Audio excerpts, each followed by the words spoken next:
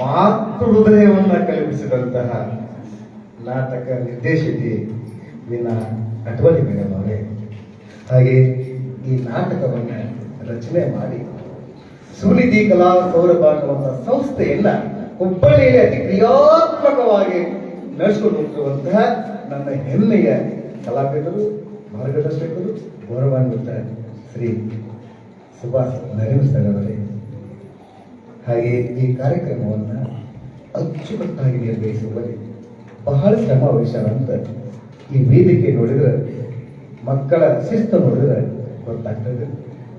ಆ ಶಿಸ್ತನ್ನ ಕಾಪಾಡುವಲ್ಲಿ ಶ್ರಮವಹಿಸಿದಂತಹ ಜೋಶಿ ಸರ್ ಅನುವಾದಿಯಾಗಿ ಎಲ್ಲ ಪ್ರಾಧ್ಯಾಪಕ ಮಿತ್ರರೇ, ವರ್ಗದವರು, ಹೆಲ್ಪರ್ಸ್ ಇರ್ಬೋದು, ಆಮೇಲೆ ಎಲ್ಲರೂ, ಹಾಗೆ ಈಗ ನಿರೂಪಣೆ ಮಾಡುವಂತಹ ಮೇಡಮ್ ಇರ್ಬೋದು, ನಿಮಗೆಲ್ಲರಿಗೂ ನಮಸ್ಕಾರಗಳು. ಹಾಗೆ ಈ ಮಕ್ಕಳು ತುಂಬಾ ಕ್ರಿಯಾತ್ಮಕವಾಗಿದ್ದಾರೆ ಅಂತ ನನಗೆ ಅನಿಸ್ತದೆ. ಒಂದಲ್ಲ ಒಂದು ಚಟುವಟಿಕೆ ಒಳಗೆ ಅವ್ರು ಪಡ್ಕೊಂಡಾರ ಅಂತ ಅವ್ರ ಮಾತಿನ ಹಿನ್ನೆಲೆಯಲ್ಲಿ ನನಗೆ ಗೊತ್ತಾಗ್ತದೆ. ಒಬ್ಬೊಬ್ಬರ ಮಾತು ಒಂದೊಂದು ಶೈಲಿಯನ್ನ, ಒಂದೊಂದು ಛಾಪನ್ನ, ಒಂದೊಂದು ದೃಷ್ಟಿಯಿಂದ ಬೀರ್ತವೆ. ಇಂತಹ ಮಕ್ಕಳು ಇದ್ದಾಗ ಯಾವ ಸಂಸ್ಥೆ ಮುಂದೆ ಬರಕ್ಕೆ ಸಾಧ್ಯ ಇಲ್ಲ. ಆದ್ರೆ ಆ ಮಕ್ಕಳಿಗೆ ಒಂದು ಉತ್ತಮವಾದಂತ ನಿರ್ದೇಶನ ಬೇಕು. ಆ ಉತ್ತಮವಾದಂತ ನಿರ್ದೇಶನವನ್ನ ಇಲ್ಲಿ ಎಲ್ಲಾ ಪ್ರಾಧ್ಯಾಪಕರು ಮಾಡ್ತಾರಂತ ನಮಗ್ ಗೊತ್ತಾಗ್ತದೆ. ಹೆಂಗ್ ಗೊತ್ತಾಗ್ತದಪ್ಪ ಅಂದ್ರೆ, ವೀಣಾ ಅಟವಳ್ಳಿ ಮೇಡಮ್ ಅವರು ನೀವು ಬರಮಾಡಿಕೊಂಡಾಗ, ಅವರನ್ನ ಅಭಿಪ್ರಾಯನ ಕಲ್ತ್ಕೊಂಡಾಗ, ಅದರಿಂದ ನಿಮ್ಮ ಶಿಕ್ಷಕ ವರ್ಗದ, ನಿಮ್ಮ ಪ್ರಾಚಾರ್ಯ ವರ್ಗ ಸಂದೇಶ ಇದೆ ಅಂತ ನಮಗೆ ಗೊತ್ತಾಗ್ತದ. ಹಾಗಾಗಿ ಆ ಎಲ್ಲಾ ಮುದ್ದು ಮಕ್ಕಳಿಗೆ ನನ್ನ ನಮಸ್ಕಾರ ಹೇಳ್ತಾ ನನ್ನ ಮಾತನ್ನ ಆರಂಭ ಮಾಡ್ತೀನಿ. ಆರಂಭ ಮಾಡಿದ ಮೊದಲೇ ನಮ್ಮ ದೊಡ್ಡಾಟದಲ್ಲಿ, ನಾನೊಬ್ಬ ದೊಡ್ಡಾಟ ಕಲಾವಿದ. ದೊಡ್ಡಾಟ ಕಲಾವಿದಲ್ಲಿ ನಾನು ಕರ್ಣಪುರ ದೊಡ್ಡಾಟದಲ್ಲಿ ಶಿಕ್ಷಣ ಪಾತ್ರವನ್ನು ಮಾಡಿದ್ದೆ. ಹಾಗೆ ಶ್ರೀರಾಮ ಚರಿತ್ರೆ ಅನ್ನುವಂಥ ನಾಟಕದಲ್ಲಿ ಲಕ್ಷ್ಮಣ ಪಾತ್ರ ಮಾಡಿದ್ದೆ. ಹಾಗೆ ಕುರುಕ್ಷೇತ್ರದಲ್ಲಿ ವಿಶ್ವಾಚಾರ್ಯ ಪಾತ್ರ ಮಾಡಿದ್ದೆ. ಮತ್ತೊಂದು ಕುರುಕ್ಷೇತ್ರದಲ್ಲಿ ಅರ್ಜುನ ಪಾತ್ರ ಮಾಡಿದ್ದೆ. ಹಾಗೆ ಗೌತಮ ಬುದ್ಧ ನಾಟಕದಲ್ಲಿ ನಾನು ಅಹಿಂಸಕ ಬುದ್ಧನ ಗುರುವಿನ ಅಧಿಸಿನೇಂದ್ರ ಗುರುವಿನ ಪಾತ್ರ ಮಾಡಿದ್ದೆ. ಮುಂದೀಗ ಬಸವೇಶ್ವರ ಪಾತ್ರದ ನಾಟಕದಲ್ಲಿ ಸಾಹಿತಿ ಪಾತ್ರ ಮಾಡಿದ್ದೆ. ಹೀಗೆ ನಾನು ದೊಡ್ಡಾಟವನ್ನ ಬಹಳ ಪ್ರೀತಿಯಿಂದ ಅಪ್ಕೊಂಡಂತವು. ಯಾಕಂದ್ರೆ ದೊಡ್ಡಾಟ ಅನ್ನುವಂತಹದ್ದು ನಮ್ಮ ಪರಂಪರೆಯಲ್ಲಿ ತನ್ನದಾದಂತ ಛಾಪನ್ನ ಮೂಡಿಸುವಂತಹದ್ದು. ಸಮಾಜವನ್ನ ನ್ಯಾಯ, ನೀತಿ, ಧರ್ಮ, ಶಿಸ್ತುವನ್ನ ಕಾಪಾಡುವಲ್ಲಿ ಈ ದೊಡ್ಡಾಟ ತನ್ನದೇ ಆದಂತಹ ಶೈಕ್ಷಣಿಕ ಶಕ್ತನ್ನ ಅನಕ್ಷರಸ್ಥ ಸಮುದಾಯಕ್ಕೆ ಒಳಪಡಿಸಿತ್ತು. ಹಾಗಾಗಿ ಆ ಕೆಲವು ಪರಂಪರೆಯನ್ನ ಅಳವಡಿಸಿಕೊಂಡು ಬಂದಂಥವರು. ಜೊತೆಗೆ ಸಾಮಾಜಿಕ ನಾಟಕದಲ್ಲಿ ಅನೇಕ ನಾಟಕದಲ್ಲಿ ನಾನು ಅಭಿನಯ ಮಾಡಿ ಕಲಾ ಪರಂಪರೆಯನ್ನ ಬಹಳ ಪ್ರೀತಿಯಿಂದ ಹಾಕೊಂಡಂಥವ್ರು. ಹಾಗಾಗಿ ಆ ದೊಡ್ಡಾಟದ ನಾಂದಿಯೊಂದಿಗೆ ನಾನು ಮಾತನ್ನ ಆರಂಭ ಮಾಡಿ, ಶ್ರೀ ಗೌರಿ ವರನೇ ಕರುಣಾಸಾಗರನೇ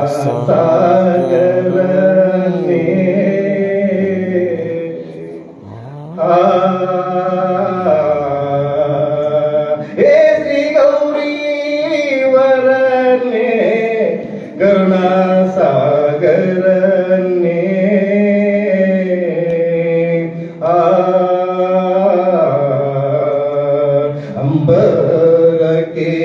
ಅಂಬರಕೇಶನೇ ಶಂಭು ಶರ್ವೇಶನೇ ಅಂಬರಕೇಶನೇ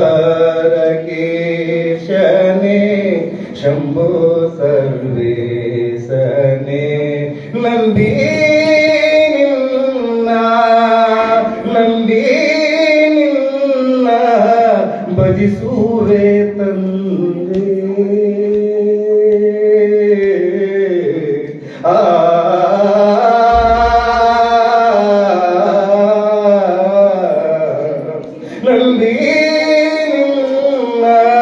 ನಂಬಿ ನಿನ್ನ ಭಜಿಸುವೆ ತಂದೆ ಕಾಯೋ ನನ್ನ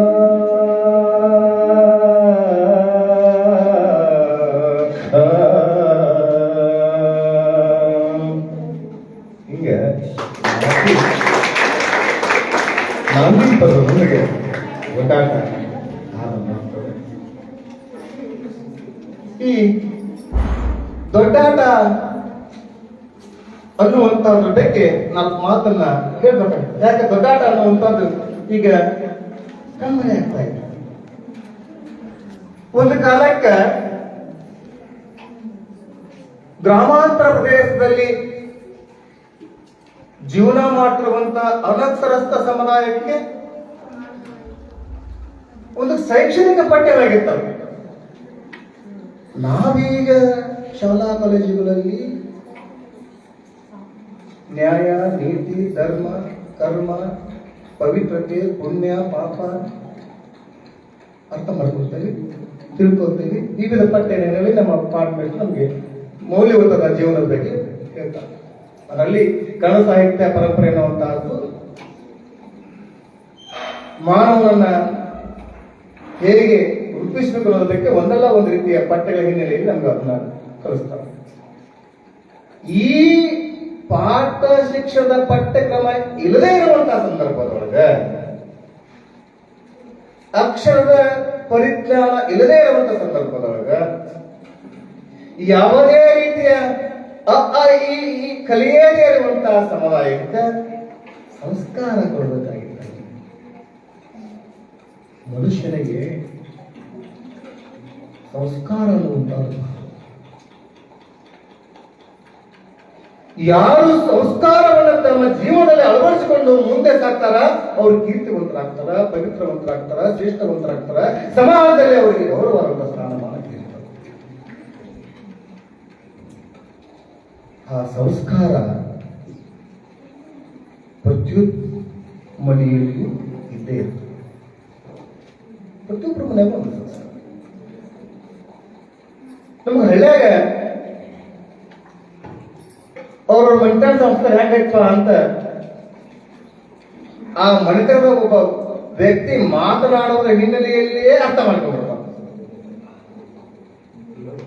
ಮಾತನಾಡುವ ಹಿನ್ನೆಲೆಯಲ್ಲೇ ಅರ್ಥ ಮಾಡ್ಕೊಂಡ್ಬಿಡ್ತಾನೆ. ಬಿಡು ಮರಿ ಅವನ್ನ ತೃಪ್ತಿ, ಅವ್ರ ಸಂಸ್ಕಾರ ಹಂಗೈತಿ, ಬಿಟ್ಟು ಬಿಡ್ಬೋದು. ನಮ್ಮ ಸಿದ್ದೇಶ್ವರ ಸ್ವಾಮೀಜಿಗಳಂತೂ ಈ ಸಂಸ್ಕಾರದ ಬಗ್ಗೆ ತುಂಬಾ ಅದ್ಭುತವಾದ ಮಾತುಗಳು. ಇಷ್ಟೇ ನಾವು ಓದ್ಕೊಂಡಿರಲಿ, ತಿಳ್ಕೊಂಡಿರ್ಲಿ, ಪಾಠ ಅರ್ಥ ಮಾಡ್ಕೊಳ್ರಿ, ಅದು ಪರಿಪೂರ್ಣ ಆಗಬೇಕಪ್ಪ ಅಂದ್ರೆ ನಮ್ಮದೇ ಆದ ಸಂಸ್ಕಾರ ನಮ್ಮಲ್ಲಿ ಇರಬೇಕಾಗ್ತದೆ. ಈಗ ನೋಡಿ, ನಾನು ಅಲ್ಲೇ ಕಾರ್ಯಕ್ರಮಕ್ಕೆ ಹೋಗಿರ್ತೇನೆ.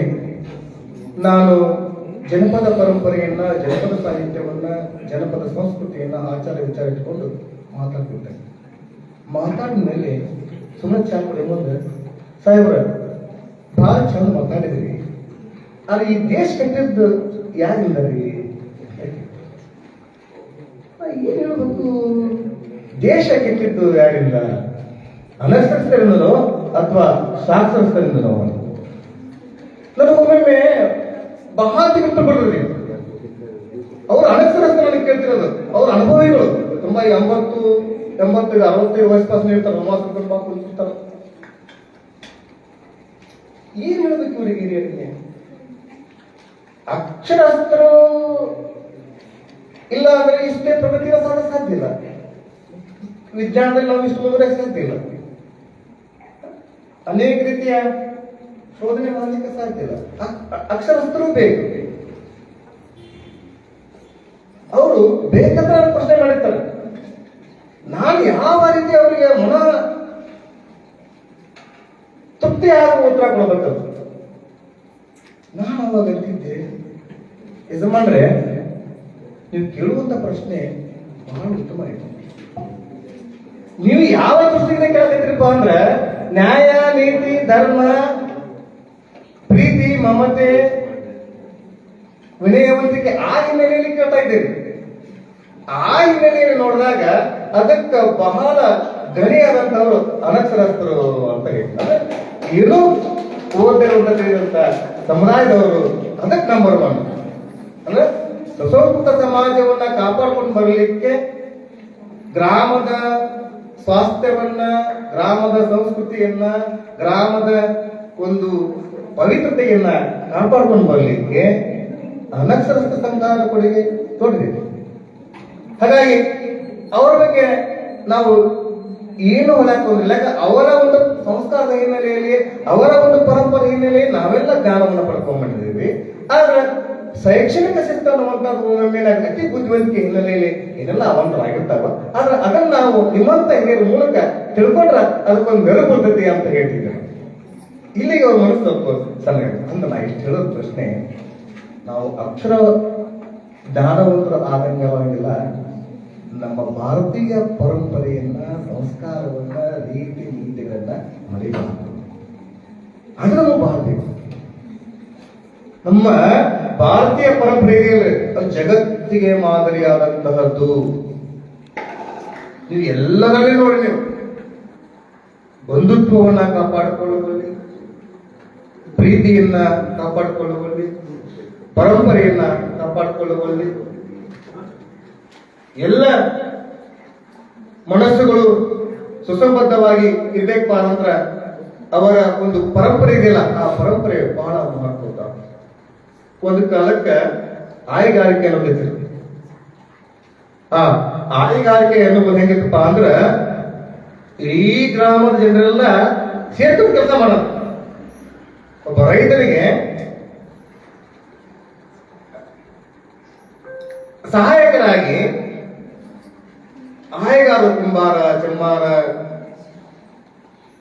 ಬಲಿ ಸಾಲಿಗ, ಆಮೇಲೆ ಅಕ್ಕ ಸಾಲಿಗ, ಎಷ್ಟು ವೃತ್ತಿ ಇರಲ್ಲ ಎಲ್ಲಾ ವೃತ್ತಿಯವರು ಒಬ್ರಿಗೊಬ್ರು ನೆರವಾಗ್ತಾ ಕೆಲಸ ಮಾಡುವಂತ.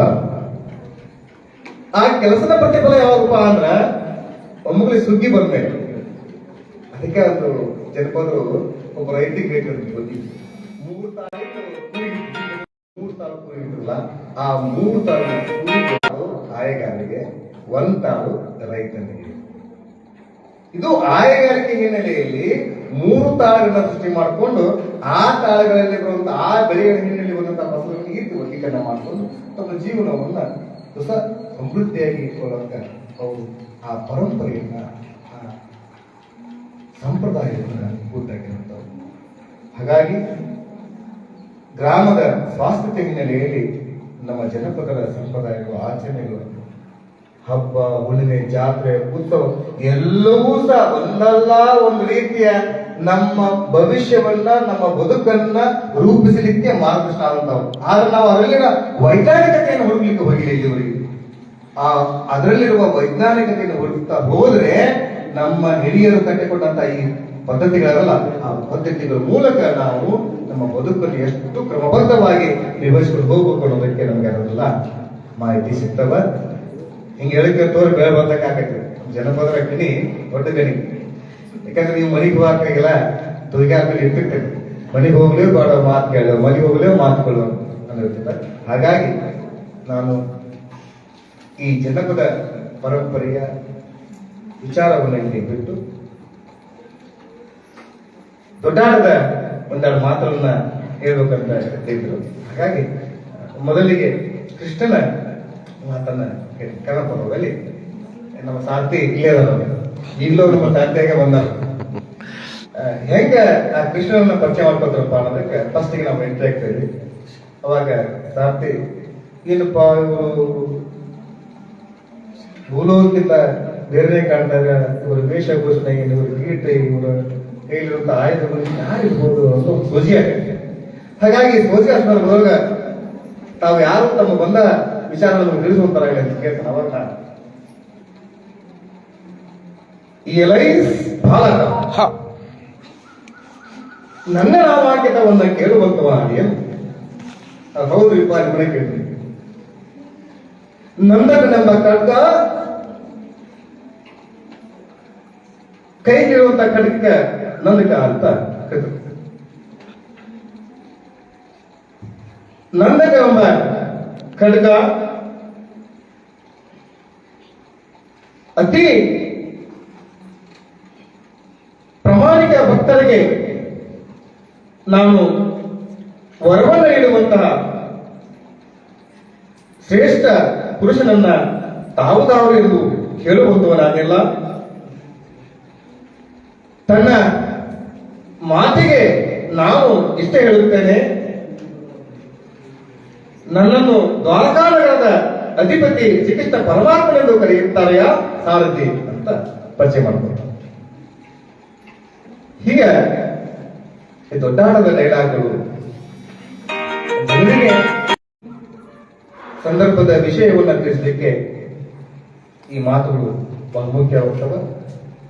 ಅಂತ ಮಾತುಗಳು ಬದುಕಿನ ರೀತಿಯನ್ನ ನ್ಯಾಯ ಸತ್ವ ಶ್ರೀಕೃಷ್ಣ ಪರಮಾತ್ಮ ಎದಕ್ಕೆ ಪ್ರತೀಕ ಅಂತ ನಮ್ಗೆಲ್ಲ ಗೊತ್ತಿದೆ. ಅಂತ ಶ್ರೀಕೃಷ್ಣ ಪರಮಾತ್ಮನ ಪ್ರತೀಕ ಅನ್ನುವಂತ ತತ್ವವನ್ನ ಈ ನಾಟಕದ ಮೂಲಕ ಈ ದೊಡ್ಡಾಟದ ಮೂಲಕ ಜನಪದರು ತಿಳ್ಕೊಳ್ಳುವಂತ ಪ್ರಯತ್ನವನ್ನ ಮಾಡ್ತಿದ್ರು. ಇಷ್ಟು ಹೇಳಿ ಸಮಯ ಪಾಲಾಗಿದ್ದರಿಂದ ನಾವು ಏನೇನು ಹೇಳ್ಬೇಕಂತ ಅಂತೇಳಿ, ಆದ್ರೆ ಮುಂದೆ ನಾಟಕನೂ ಇರೋದ್ರಿಂದ ಮತ್ತೆ ಇನ್ನೊಂದು ಸಂದರ್ಭದೊಳಗೆ ನಾವು ಎಲ್ಲ ವಿಚಾರವನ್ನ ತಿಳ್ಕೊಳ್ಳುವಂತ ಪ್ರಯತ್ನ ಮಾಡುವಂತ ಹೇಳ್ತಾ ಇಷ್ಟು ಮಾತನಾಡಲು ಅವಕಾಶ ಮಾಡಿಕೊಟ್ಟಂತ ನಮಗೆಲ್ಲರಿಗೂ ವಂದಿಸಿ ನನ್ನ ಮಾತು ನಮಸ್ಕಾರ.